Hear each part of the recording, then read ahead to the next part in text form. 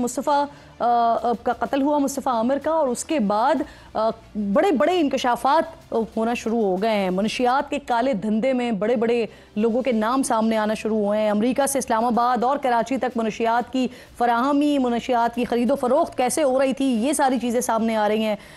کون کون سے سیاستدان شامل ہیں، یہ باتیں ہو رہی ہیں سامنے۔ ساحر حسن سے تحقیقات ہوئی ہے، مزید کن اداکاروں کے نام سامنے آ رہے ہیں، یہ تک آیا سامنے۔ یونیورسٹیز، کالجز، یہاں پر سپلائی ہو رہی تھی۔ تو یہ بہت چشم کشا انکشافات ہیں اور اس کی روک تھام بہت زیادہ ناگزیر ہو گئی ہے۔ شعیب میمن صاحب SSP اسپیشل انویسٹیگیشن یونٹ ہیں، پروگرام میں مجھے جوائن کر رہے ہیں، میں آپ کی شکر گزار۔ سر سب سے پہلے تو یہ بتائیے، جو مصطفیٰ عامر قتل کیس ہے، اس میں منشیات کے حوالے سے بڑے بڑے انکشافات ہوئے ہمارے سامنے، اس وقت کہاں تک پہنچی ہے تحقیقات؟ کتنے لوگ گرفتار ہوئے ہیں اور ہیں کون کون یہ لوگ؟ اس میں سب سے پہلے جو گرفتاری ہم نے کی ہے وہ ساحر حسن کی ہے، اور کل رات ایک مزید کارروائی کرتے ہوئے، آگے چین کو چلاتے ہوئے 2 مزید لوگوں کو ہم نے گرفتار کیا۔ اس میں ایک کا نام ہے فرحان، ایک کا نام ہے محمد مغنی۔ یہ دونوں جو ہے یہ کوکین سپلائرز ہیں، کراچی DHA کلفٹن کی ڈانس پارٹیز میں کوکین کی سپلائی کرتے ہیں، اور ان کی کسٹڈی سے ہمیں 80 گرام جو ہے وہ کوکین برآمد ہوئی ہے مختلف شیپس میں، جو کہ یہ 1 گرام کا جو ہے وہ پیکنگ بنا کے اس کو بیچتے تھے۔ یہ 20 گرام کا ایک کیپسول جو ہے وہ کوکین کا پرچیز کرتے تھے لاہور سے۔ فزیکلی یہ لاہور جا کر جو ہے وہ کنسائنمنٹ لاتے تھے۔ 10 لاکھ کا کنسائنمنٹ ہوتا تھا 100 گرام کا، جو آگے 18 یا 20 لاکھ روپے تک سیل ہوتا تھا۔ تو یہ کنسائنمنٹ اس کا 80 گرام جو ہے وہ ہم نے جو ہے وہ کانفسکیٹ کیا ہے۔ یہ اس 80 گرام کو یا 100 گرام جو بھی ہے اس کو 1 گرام کی پیکنگ میں آگے بیچتے تھے پارٹیز میں۔ تو ابھی اس وقت تک ہم نے جو گرفتاریاں ٹوٹل کی ہیں وہ 3 گرفتاریاں کی ہیں اس میں۔ شعیب صاحب، کیا کسی قسم کا کوئی پولیٹیکل نیکسس بھی سامنے آیا؟ کیونکہ اتنی بڑی تعداد میں اور اتنے بڑے طریقے سے، منظم طریقے سے غیر قانونی کام ہونا اتنا آسان تو نہیں ہے سر، کہ باثر لوگوں کی حمایت دیکھیں اس میں کوئی ابھی تک ہمیں بیسیکلی کوئی سیاسی لنک یا پیٹرونیج کا ایلیمنٹ ہمیں نظر نہیں آیا ہے، اور نہیں کوئی اس حساب سے کوئی ہماری انویسٹیگیشن میں چیز سامنے آئی ہے۔ البتہ جو نام اور کلائنٹیج اس میں سامنے آئی ہے، ہم اس کو بالکل وداؤٹ اینی پریشر اس کو انویسٹیگیٹ کر رہے ہیں، کیونکہ اس میں 2 چیزیں آتی ہیں۔ نمبر 1 کہ وہ کسٹمر جو کہ ایز کنزیومر اس کو یوز کر رہے ہیں، اور دوسرا یہ کہ وہ کسٹمر جو ایز سب ڈسٹریبیوٹر اس کو یوز کر رہے ہیں۔ تو آبویسلی ہماری انویسٹیگیشن میں ہمیں ڈسٹریبیوٹرز اور سب ڈسٹریبیوٹرز پر ورکنگ کرنی ہے۔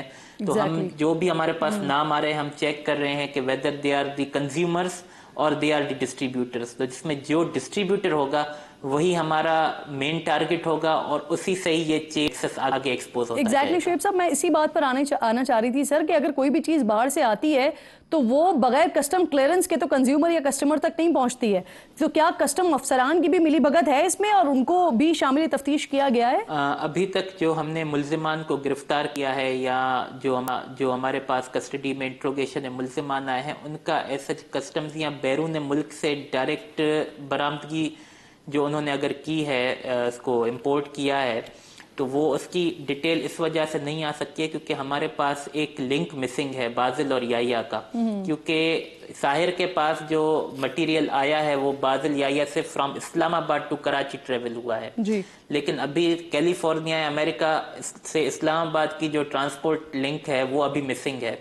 تو جب یہ گرفتاری ہو جائے گی بازل اور یایا کی، اس کے بعد یہ کلیئر ہو جائے گا کہ یہ بارڈر کراس کر کے کس طرح سے جو ہے آئی ہے، یا ویزر یہ ہیومن ایرر تھا یا اس میں کوئی میلا فائڈی تھی، وہ آئیڈینٹیفائی ہو جائے گی انشاءاللہ۔ سر، آپ کی میں ایک ویڈیو دیکھ رہی تھی جس میں آپ نے انکشاف کیا تھا کہ ساحر حسن 8 سال کی عمر سے منشیات کا استعمال کر رہا ہے۔ تو سر، اتنی کم عمر میں اس کو یہ سپلائی کہاں سے مل رہی تھی، یہ بتایا اس نے، اور اس کی فیملی انفارم تھی اس سارے معاملے سے؟ جی، بقول اس کے دوران انٹروگیشن اس نے اس بات کا انکشاف کیا کہ 8 سال کی عمر میں وہ اپنے گھر میں جو منشیات استعمال ہوتی تھی اس کی فیملی کی طرف سے، تو اسی کو ہی جو ہے وہ صحیح جو ہے وہ اس کو یوز کیا کرتا تھا۔ جب 14 سال کی ایج کو پہنچائے تو وہ اپنے گھر میں خود ویڈ کاشت کیا کرتا تھا۔ اس کے سیڈز جو ہے باہر سے منگا کے اپنے گھر میں छोटे लेवल पे अपने इस्तेमाल के लिए उसको छुपा कर 1-2 गमलों में काश्त किया करता था।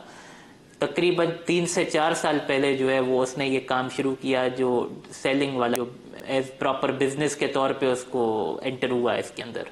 सर ये वालिदैन के लिए भी बहुत ज़्यादा तकलीफ दे है और बहुत ही आई ओपनिंग है। अब मुझे बताइए, आप लोगों ने ये भी तहकीकात में बताया कि जो मंशियात है ये तालीमी इदारों तक पहुंचाई जा रही है, तो अब तक पता चल सका है कि कौन कौन से तालीमी इदारों पे पहुंची है और वहाँ पे स्क्रीनिंग वगैरह शुरू की है ताकि जो वालिदैन को पता चल सके और वो अपने बच्चों को रोक सकें? ये बेसिकली हमारा टारगेट भी यही था कि हम आइडेंटिफाई करें कि ये एजुकेशन इंस्टीट्यूट्स में अगर दी जा रही है तो किस मोड के जरिए प्रोवाइड की जा रही है। तो ये बिल्कुल ही एक हमारे पास ये रेवलेशन आई कि स्कूल्स में ये इस तरह से नहीं सेल आउट की जाती है कि कोई बंदा जा रहा है स्कूल में और उसके पास कोई बड़ा कंसाइनमेंट पड़ा हुआ है, छोटी पुड़ियाँ बनी हुई हैं और वो लोगों को बेच रहा है। इस तरीके से नहीं होता है।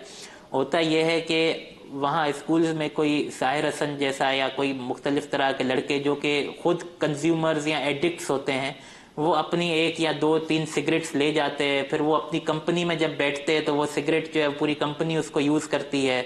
फिर वहां से अगर किसी के अंदर आदत डेवलप होती है तो वो कहता है कि जी मुझे और सर क्या बता सकते हैं कौन सी यूनिवर्सिटीज और कॉलेजेस हैं जिसमें ज़्यादा इस्तेमाल होता है? नाम ले सकते हैं?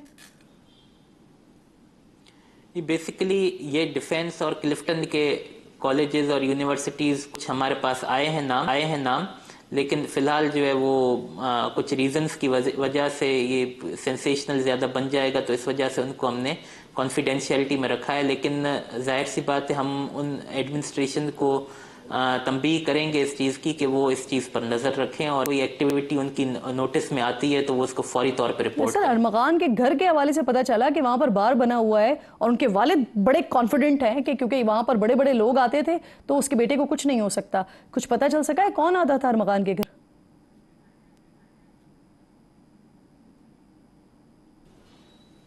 देखें, कुछ कंज्यूमर्स के नाम हमारे पास एक लिस्ट मौजूद है जो कंज्यूमर्स के नामों की हमारे पास है, उस पर हम इन्वेस्टिगेट कर रहे हैं क्योंकि हमारा बेसिकली जो प्राइमरी टास्क हमारा है वो इस ड्रग सप्लाई चेन को ब्रेक करना है।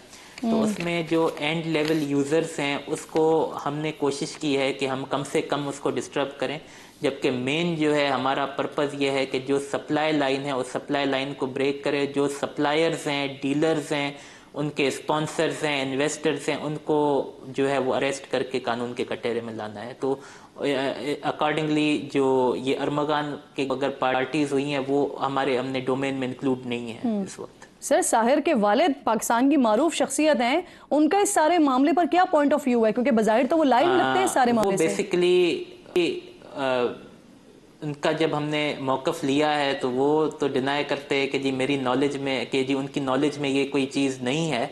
लेकिन ऑब्वियसली अगर घर के अंदर इतना पैसा आ रहा है किसी तरफ से तो कुछ हद तक नॉलेज का एलिमेंट तो वो सामने आएगा। अलबत्ता हम इन्वेस्टिगेट कर रहे हैं कि उनका ज़ाती तौर पे इसमें क्या रोल है। उनके मैनेजर का तो रोल ये था कि उनके अकाउंट में पैसे आते थे, वो अकाउंट्स की डिटेल्स भी हासिल कर ली गई हैं और बैंक स्टेटमेंट्स भी हासिल की जा रही हैं ताकि हम फर्दर इसमें जाकर देखें कि इनके वालिद का या उसके मैनेजर का किस हद तक रोल है, और अगर उनका रोल किसी भी सूरत में इन्वेस्टमेंट, स्पॉन्सरशिप और अगर सपोर्ट फाइनेंस प्रोवाइड करने का है तो बिल्कुल कानून के तहत सख्त तरीन कार्रवाई उनके खिलाफ। इस मैनेजर को भी शामिल तफ्तीश किया गया है? जी, उनको शामिल तफ्तीश किया गया है, लेकिन बाज़ाब्ता तौर पे गिरफ्तारी कोई नहीं की गई है अभी। बहुत सारे एलिमेंट हैं इस केस में। बहुत बहुत शुक्रिया आपका शुएब साहब, प्रोग्राम में साथ मौजूद